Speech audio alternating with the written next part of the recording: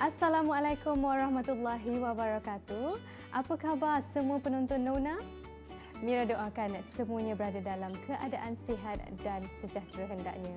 Baiklah, hujung minggu anda bakal disajikan dengan pengisian yang bermanfaat buat seisi keluarga.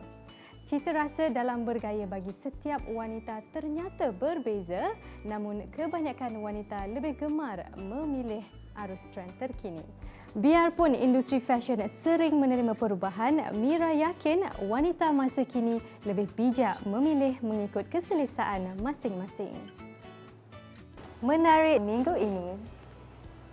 Nak cari flat shoes yang berkualiti, yang cantik and harga mampu milik dia agak susah. Dan ibu yang bagi idea tu dekat Farah. Awak ni asyik komplain je, jualah sendiri. Gajinya satu malam 300 saja. Masa tu benda-benda macam ni baru RM60. Bismillah, selawat niat nak kerja. Walaupun kita dah tua, memang tua dalam keadaan yang baik. Mudah-mudahan kan. Bila kita tengok, kita rasa alah macam mana. Dia punya setiap perincian dia tu yang buatkan saya rasa unik. Bila saya menjadi seorang ibu tunggal, tanggungjawab saya amat berat sebab saya ada tanggungan yang sangat-sangat tinggi. Kena ada keyakinan, kena ada kekuatan.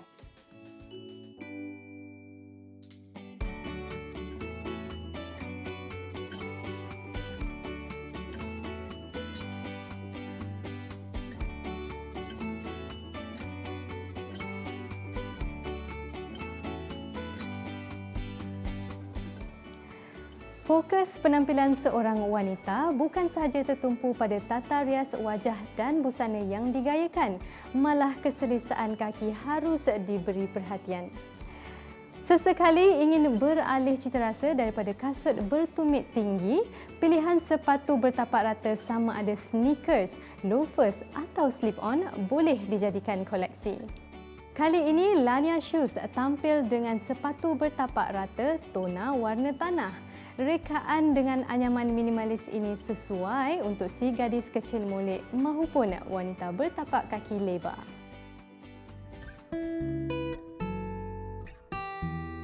Perkembangan dunia fashion kasut sering mengalami perubahan dalam rekaan dan koleksi terkini. Tidak terkecuali juga trend kasut bertapak rata atau flat shoes buat wanita yang gemarkan gaya kasut yang santai dan casual. Bermula pada tahun 2016, Lania antara jenama yang semakin menempa nama dalam industri fashion kasut di Malaysia. Farah sendiri seorang yang penggemar flat shoes. Tapi back then, nak cari flat shoes yang berkualiti, yang cantik and harga mampu milik dia agak susah. Kalau jumpa cantik, kualiti dia agak kurang, cepat rosak. Lepas tu Farah cakap, susahlah, selalu sangat beli kasut cantik tapi cepat rosak lah kualiti.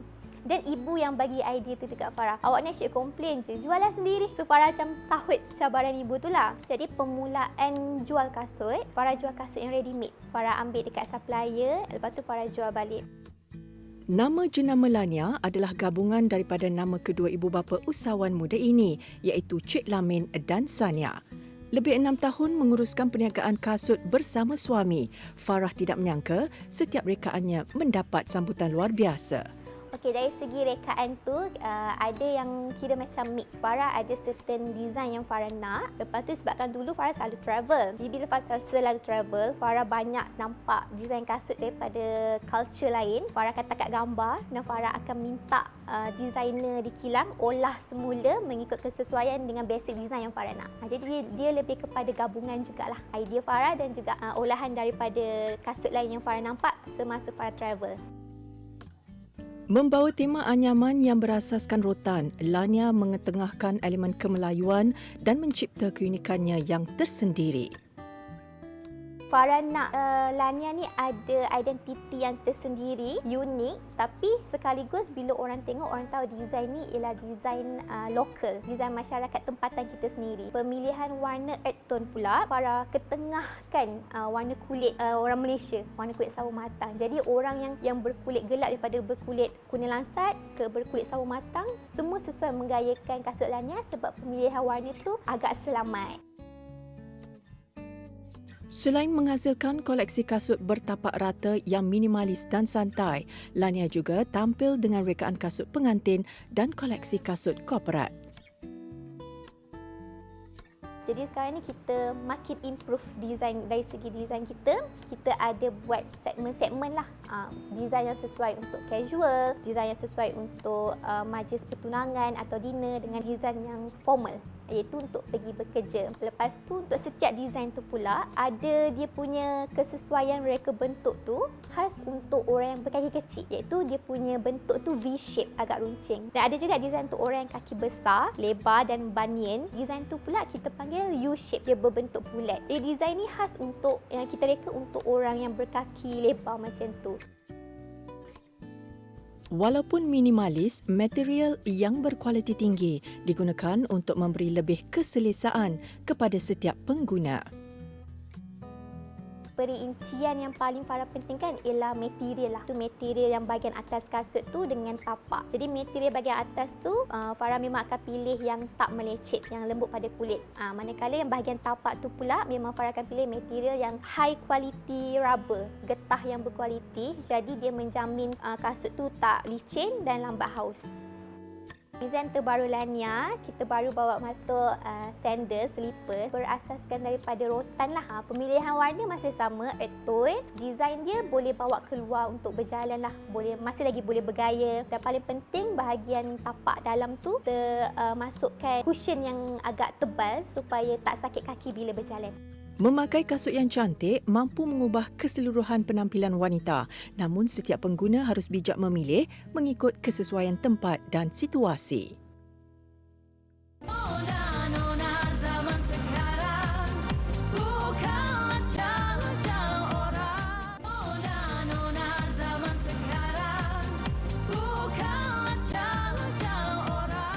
Minggu ini Nona bersiaran di kediaman seorang pereka fashion negara yang namanya tidak asing lagi.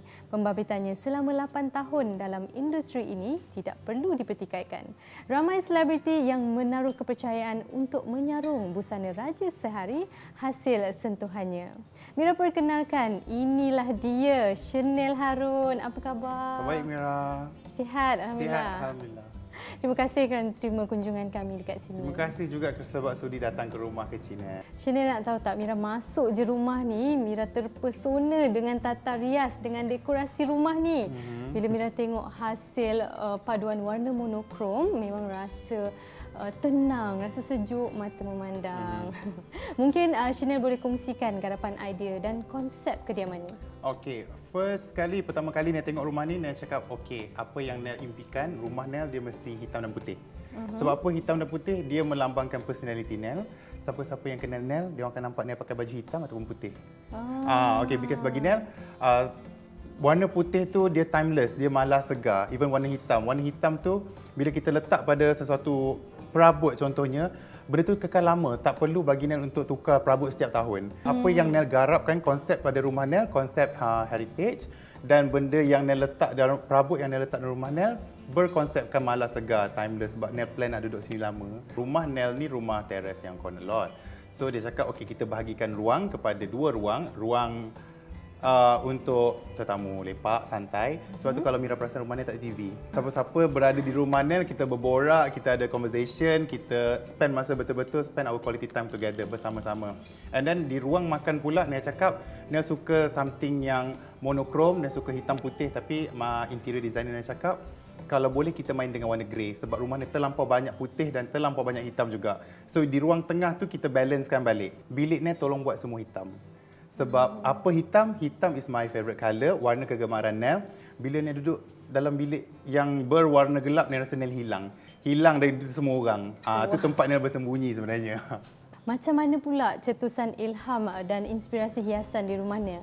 Bagi Nel juga, inspirasi rumah Nel datang daripada heritage, classic English. Nel suka rumah yang bertemakan English sebab bagi Nel benda tu dia tahan lama. Kebanyakan perabot yang Mira nampak dalam rumah Nel ni, kebanyakannya kita tempah custom made sebab Nel nak perabot-perabot Nel melambangkan personality Nel. So maksudnya tak ada sama dengan rumah orang. Kita nak exclusivity tu untuk rumah kita. Pastinya Chanel sekarang sibuk dengan kerjaya dan perniagaan, betul? Betul.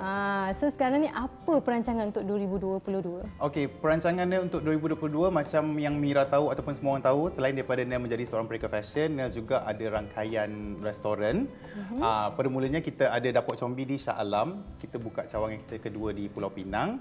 Ketiga kita baru buka di JB dan keempat insya-Allah di Putrajaya.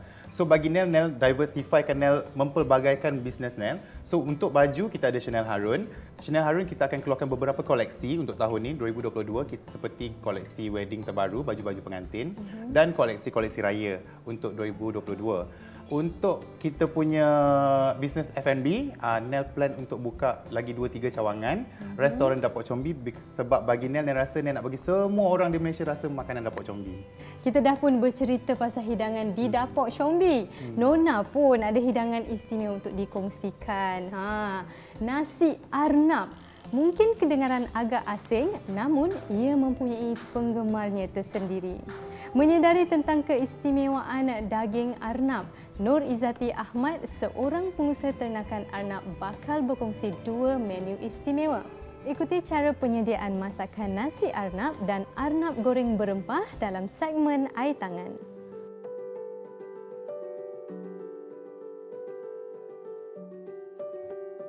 Pernah bekerja sebagai jurutera awam, wanita ini kini bertukar kerjaya sebagai penternak arnab sepenuh masa.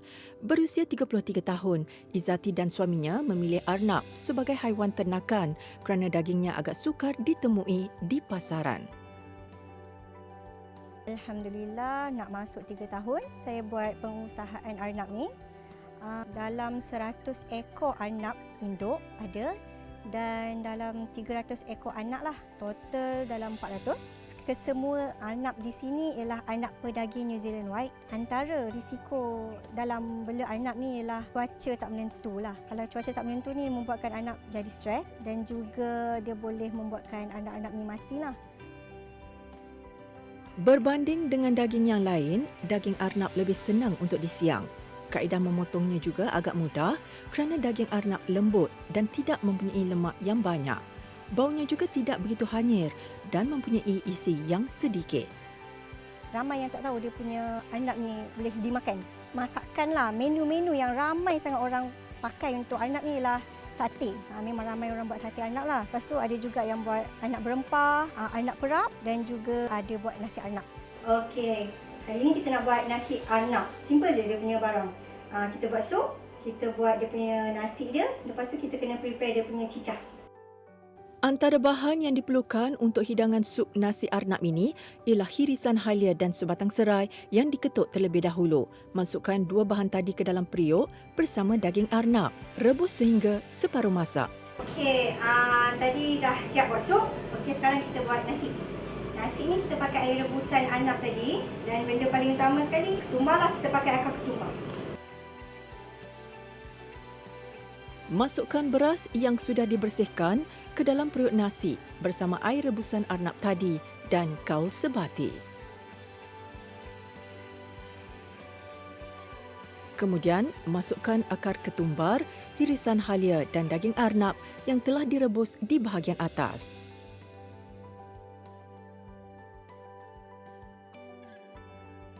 Tutup periuk nasi dan biarkan sehingga masak. Sekarang kita nak buat arnab goreng rempah pula. Okey, bahan-bahan dia daun kari. Lepas tu arnab yang telah diperaplah semalaman. Bagi sajian arnab goreng berempah, bahan-bahan yang diperlukan ialah 3 ulas bawang merah, 4 ulas bawang putih, halia, serbuk kunyit, serbuk kari daging, serbuk cili, serbuk ketumbar, jintan putih, jintan manis, 3 batang serai, daun kari, sedikit garam. Masukkan semua bahan ke dalam pengisar dan pastikan campuran tersebut tidak dikisar terlalu halus bagi mendapatkan tekstur yang sedikit kasar.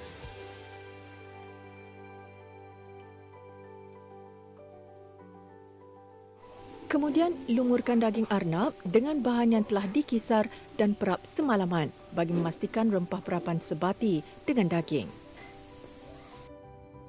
Tumis daun kari yang telah dibersihkan dan goreng dengan api sederhana.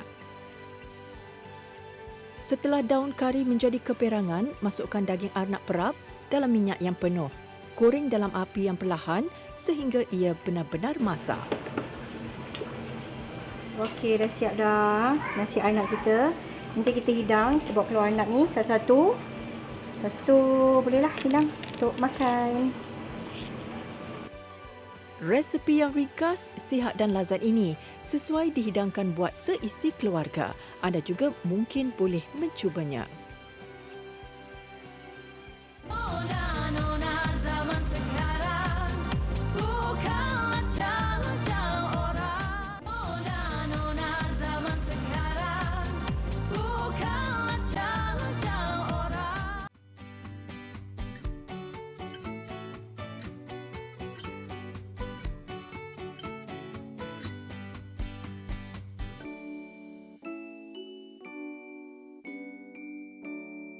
Pemanis mulut ibarat pelengkap sesuatu hidangan utama. Namun di sebalik kemanisan sajian itu, ada insan hebat yang mengadun bakat dan kreativiti bagi menghasilkan variasi kek dan pastri. Memulakan kerjaya dalam dunia korporat, wanita ini mempertaruhkan semangat dan keyakinan untuk beralih arah ke dunia bakery. Pernah menerima tempahan sempena istiadat pertabalan yang di Pertuan Agong, percaturannya 2 dekad lalu ternyata tepat. Ikuti kisah perjalanan jatuh bangun dan kewibawaan Nur Anis Ayu Nordin, pemilik Anis Bakehouse dalam siri inspirasi Wanita Hebat Nona.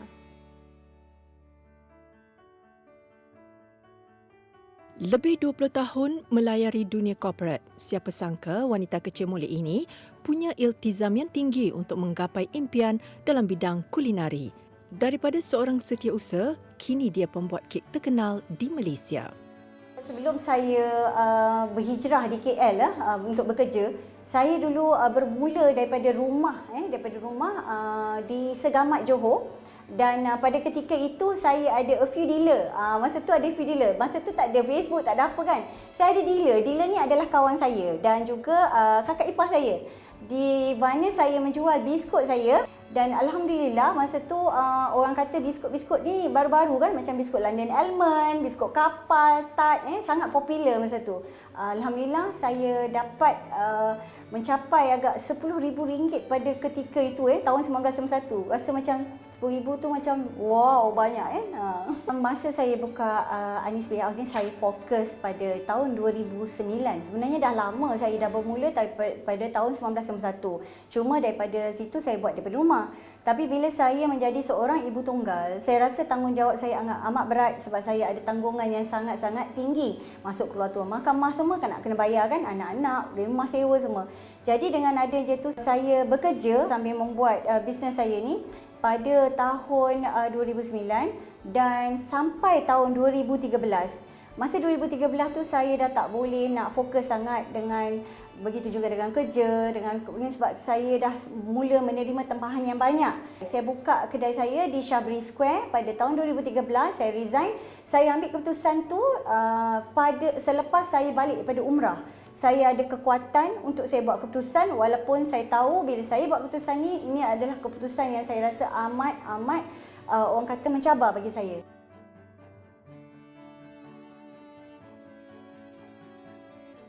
Susah senang saya ada anak saya nama dia Nur Muhammad Fizwan. Dia adalah anak yang saya rasa sentiasa membantu saya sebab dia pun berminat dalam bidang ni. Saya nampak dia punya talent. Masa tu dulu susah senang saya bila saya buka meja. Dulu Anis Bakehouse ni walaupun ada kedai, kita ada kedai macam tu, tapi tak ada siapa pun nak merangkak naik ke atas sebab kita tingkat 3. Pada ketika tu saya cuba masuk di mana-mana expo, ada mana-mana kita buka meja. Pernah satu ketika dekat Flea Market tu kita buka meja, kita nak pergi berniaga, meja kita hilang. Jadi macam mana nak letak kuih-kuih kita kan? So Angah ni dia akan cari meja, dia akan letak meja, cari meja, angkat barang-barang. Masa tu ya Allah, tak tahulah saya nak cakap. Kalau saya, kudrat saya masa tu mungkin agak kuat, masa tu umur saya dalam berapa kan. Tapi ya Allah, penat tu Tuhan aja yang tahu. Kreativiti anak kelahiran Segamat Johor ini dalam menghasilkan pelbagai jenis rekaan kek turut mendapat perhatian golongan VVIP dan kerabat diraja. Puncak kejayaan yang saya rasa ketika itu pegawai istana memberitahu bahawa Tuanku Permaisuri titah supaya membuat kek untuk pentabalan Tuanku. Dan ketika itu pegawai memberitahu bahawa kek itu adalah berbentuk balai rongseri. So saya sebenarnya tak tahu balai rongseri itu macam mana rupanya, tapi pegawai bawa tunjuk apa semua, jadi saya balik, saya fikir dan alhamdulillah saya berjaya membuat kek pentabalan tu. Dan saya pun tak sangka sebab benda ni bukanlah senang tapi alhamdulillah saya dapat pujian daripada tuanku sendiri. Saya buat kek balai rong tu dalam lebih kurang sebenarnya 2 hari. Tapi saya ambil masa 4 hari sebab kita nak nak buat preparation, sebab tuanku pun ada memberi kek buah untuk letakkan di dalam kek balai rong tu sendiri. Yang saya rasa tak boleh dilupakan, kek begitu juga daripada pegawai minta saya membuat kek Flintstone Castle untuk Duli Yang Maha Mulia Sultan Ibrahim. Alhamdulillah saya dapat membuatnya. Bukan senang, saya tak dapat nak pergi tengok istana tu sendiri, tapi dengan kerjasama GTHM saya dapat pinjam replika tu. So alhamdulillah dengan adanya replika tu kita boleh buat lagi cantik dan mengikut design yang ditetapkan. Tahun 2021 alhamdulillah saya dapat projek dengan pembangunan usahawan MARA. Saya dapat khusus pengurusan bakery dan saya berjaya membuka satu akademi di Melaka. Di Melaka terletak di Riviera. Alhamdulillah dan first job saya dengan unit perancang ekonomi negeri Melaka, saya membantu B40, golongan B40 usahawan-usahawan wanita untuk menaikkan skill dia. Meskipun namanya sudah terkenal, wanita yang mesra dipanggil Kak Anis ini tidak pernah meninggi diri atau mendabik dada. Melalui pelbagai pengalaman getir dalam hidup, membuatkan dia terus cekal dan kuat mengharungi cabaran mendatang. Saya rasa wanita ni sebenarnya dia kena ada sifat yang orang kata berani, dia kena fizikal, mental dia kena kuat bila dia nak jadi usahawan untuk kita lebih ke depan. Bukan kita nak lawan suami ke tidak sebenarnya kita kena ada skill. Sebab sekiranya berlaku apa-apa kepada suami kita ataupun keluarga kita, kita boleh berdikari. Saya pun bermula dengan tak ada duit, tapi saya fikir anak-anak. Bila saya tengok anak-anak saya, anak-anak perlukan saya. Kalau saya tak boleh. Dan pada ketika itu, bila kita jadi ibu tunggal, saya nak nasihatkan semua, bila kita jadi ibu tunggal, jangan sekali-kali mencari jalan pintas. You tengoklah diri you, apa yang you punya talents. Orang kata, okey, kalau tidak di bahagian bakery pun, mungkin talent you boleh jadi consultant, okey, you guna skill yang ada. Okay, sebagai seorang wanita yang pernah melalui keruntuhan rumah tangga, pernah melalui kesusahan kehidupan dalam orang kata keuangan sebabkan orang kata decision yang kita buat tu masa tu terlalu drastik. Saya belajar daripada situ. Saya belajar kita kena sabar, kena ada keyakinan, kena ada kekuatan. Yang penting kita perlu bergaul dengan orang-orang yang positif di keliling kita. Dan satu lagi saya nak pesan, hati kita kena bersih dan kita kena buat seberapa baik yang boleh untuk orang-orang di sekeliling kita. Kalau boleh, kita kena memberi. Memberi bukan saja memberi dari segi keuangan, kita kena memberi dari segi ilmu, pengalaman-pengalaman kita boleh share dengan orang lain supaya dia menjadi pembakar semangat orang lain untuk berjaya macam kita. Anis percaya setiap kurniaan rezeki itu sudah pun tertulis. Apa yang penting, usaha dan tawakal menjadi pegangannya untuk dia terus melangkah ke hadapan.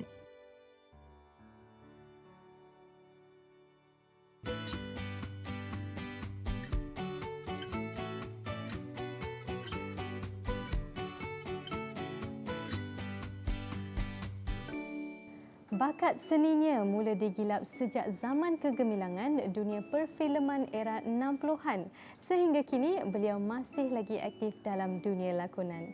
Lebih 6 dekad beraksi di layar perak dan layar kaca, nama Rosminah Siddiq sudah tidak perlu diperkenalkan lagi.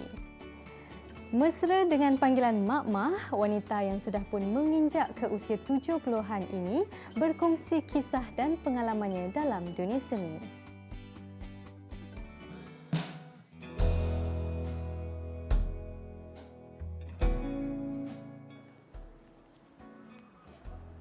Assalamualaikum.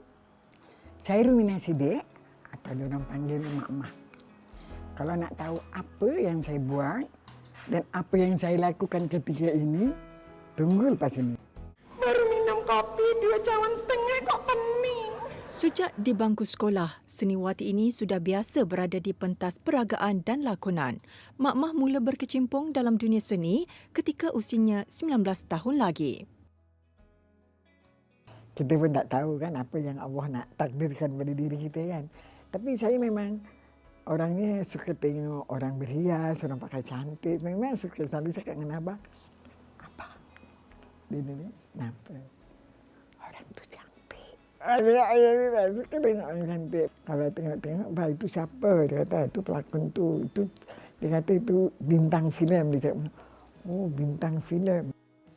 Selain mempunyai kepribadian yang berani dan berkeyakinan tinggi, perwatakannya yang peramah juga membuatkan Mak Mah sentiasa menjadi sebutan para penggiat seni pada ketika itu. Pada itu program TV sampai kat Malaysia kan. 65 itu TV sampai. Dan macam dia orang dengar ada satu budak Kelang dia kata, Izmi lah budak kat Kelang. Dia pun cari datang rumah. Tiba-tiba saya panggil besok interview ramai penuh lah dekat dia lampang tu, studio lama tu kan. Dia ni sini Mak Mah dapat. Mak dia bilang kira lead dalam keluarga tampil tu. Pertama mau buat program sini, itulah cerita keluarga tampil tu. Sudah setengah abad menjadi anak seni, Mak Mah tidak menyangka kerjaya yang dicuburi secara suka-suka mampu membantu dan meringankan beban keluarga. Saya dalam hati saya nak tolong orang tua lah, nak tolong bapak sebab mak saya dah meninggal. 15 tahun saya dah tak ada mak saya dah meninggal awal. Kira dimanfaatkan kerana nak membantu orang tua. Niat ni. Sekejap Penang, sekejap Taiping, sekejap ini, sekejap terus saja. Masa tu subhanallah bihamdi gajinya satu malam 300 saja. Tapi 300 duit dulu. Masa tu benda-benda macam ni baru RM60. Gelang-gelang macam ni baru RM8 tau. Bebas daripada sebarang penyakit kronik, Mak Mah juga sering mendapat pujian daripada kru produksi kerana mampu menghafal skrip meskipun sudah mencapai usia 76 tahun. Mak Mah boleh ingat ni. Bismillah selawat niat nak kerja. Tapi kalau sekarang dah 76, Mak Mah kan dulu tengok diorang 70 lebih tu. Dah mula lupa, dah mula tengok skrip. Aku sampai nampaknya ni kan. Maksud sembahyang 2 rakaat dulu khusus. Yang wajib tu dah memang 2 rakaat khusus untuk ya Allah bagi dia ingatan yang baik, jangan susahkan kawan-kawan, jangan susahkan orang yang pegang boom tu, jangan susahkan director. Mak Mah ada special request dengan Allah untuk menjaga kerja. Walaupun kita dah tua dalam keadaan yang baik, mudah-mudahan kan. Mempunyai 6 orang cahaya mata, darah seninya bersama bekas suami Allahyarham seniman A.R. Tompel turut diwarisi oleh anak-anak, terutama sekali Adlin Aman Ramli. Adlin tu tak tahu dengan izin Allah, dia pula ketolak di situ kan. Dia boleh mengarah, dia boleh menulis kan skrip. Pernah memenangi anugerah pelakon pembantu wanita terbaik di Festival Filem Malaysia ke-21, di waktu lapang, Mak Mah lebih gemar meluangkan masa dengan keluarga. Memang bila saya dengar menantunya cakap, bapak saya suka sangat tengok Mama. Mak mentua saya suka sangat. Saya cakap, okey, selagi Mak Mah ada. Dari dulu nenek dah cakap.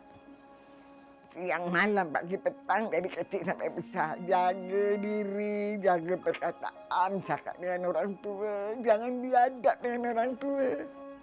Alhamdulillah, semoga para peminat yang masih suka nak melihat gerak laku saya dari Allah, saya masih buat lagi, mudah-mudahan. Dan kalau sampai waktunya, saya akan balik jumpa Allah dan tinggalkan kamu juga. Dan kamu juga. Kamu menonton kami, tapi satu hari kita kena balik juga. Betul tak? Amin ya Rabbal Alamin. Mak Mah berharap pelakon veteran seangkatannya juga masih mendapat tempat di dalam industri seni sekaligus membuka peluang untuk mereka terus mewarnai dunia seni tanah air.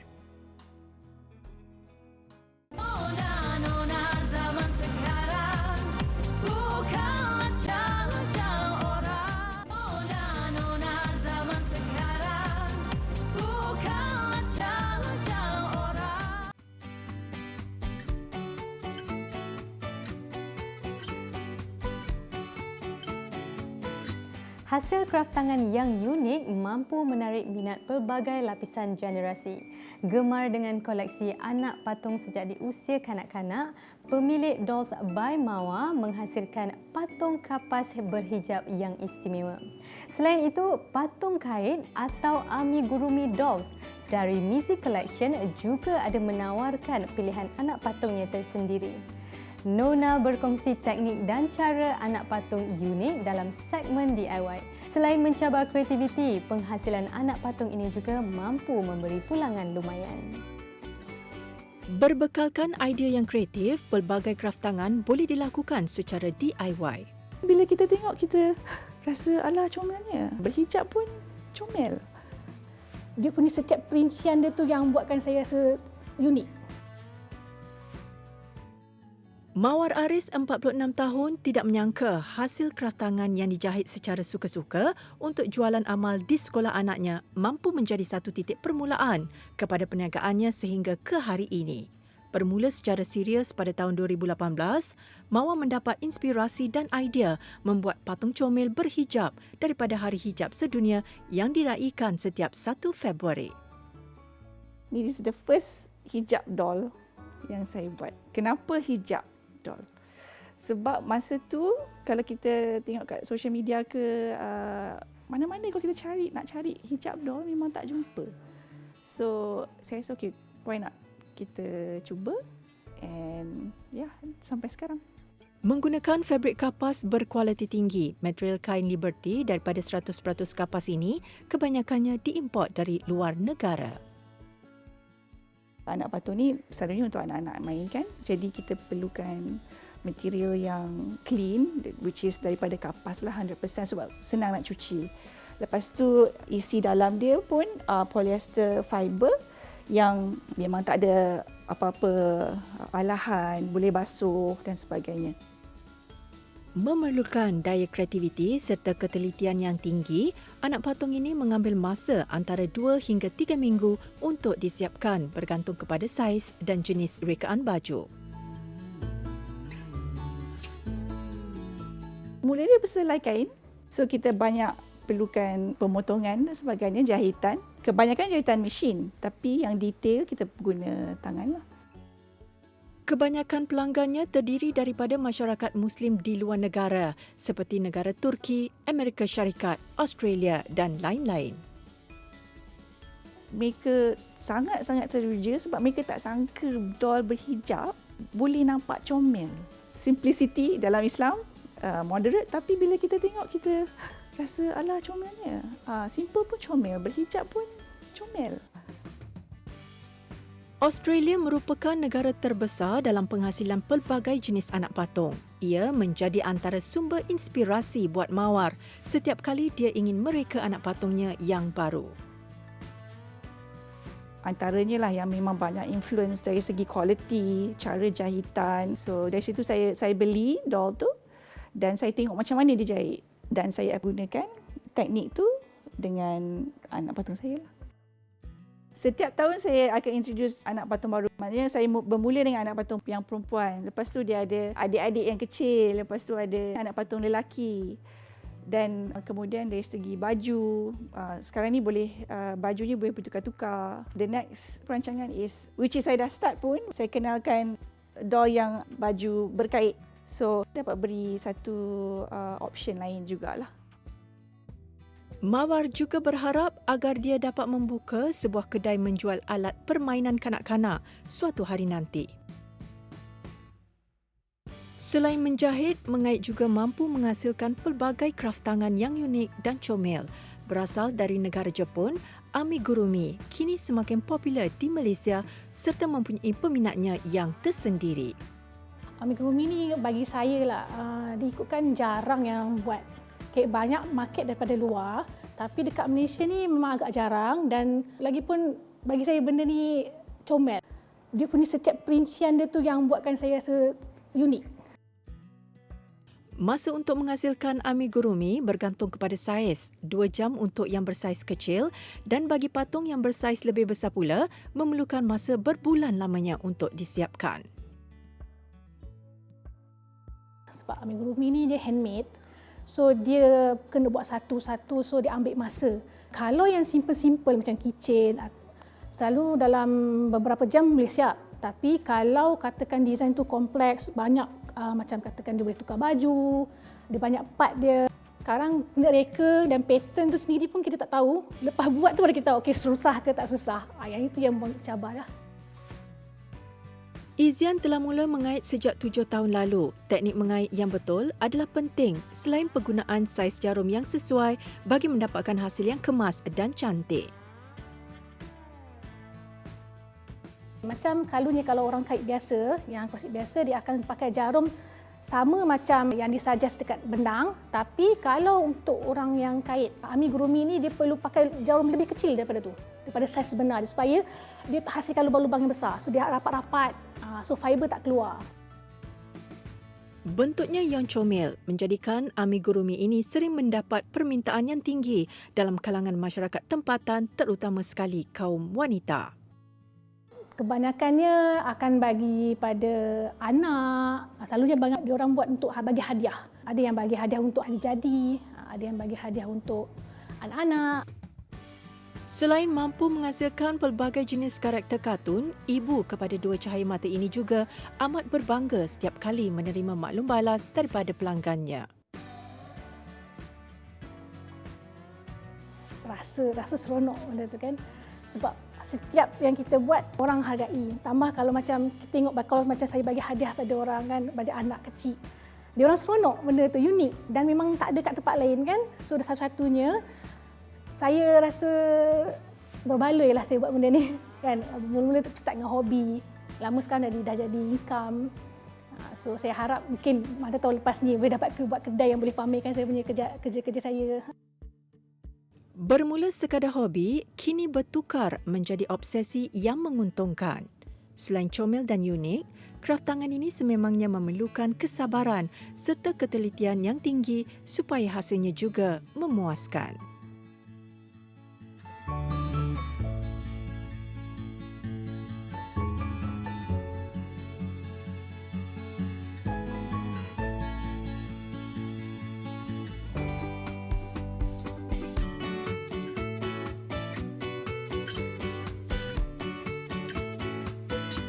Di era ini, pelbagai informasi amat mudah untuk kita perolehi. Bagai melewati dunia tanpa sempadan, semuanya hanya di hujung jari.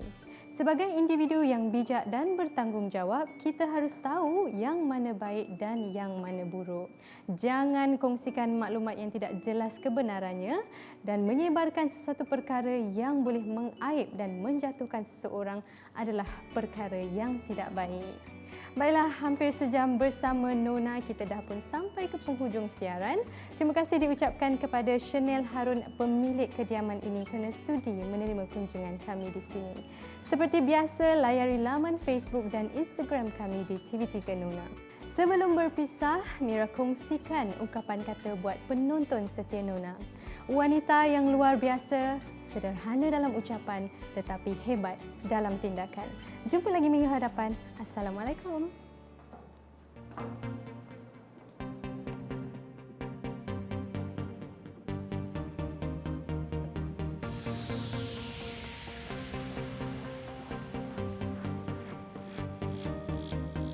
Sri Kandi masa kini, yang bekerja ya juga ibu dan istri, cabaran di tangan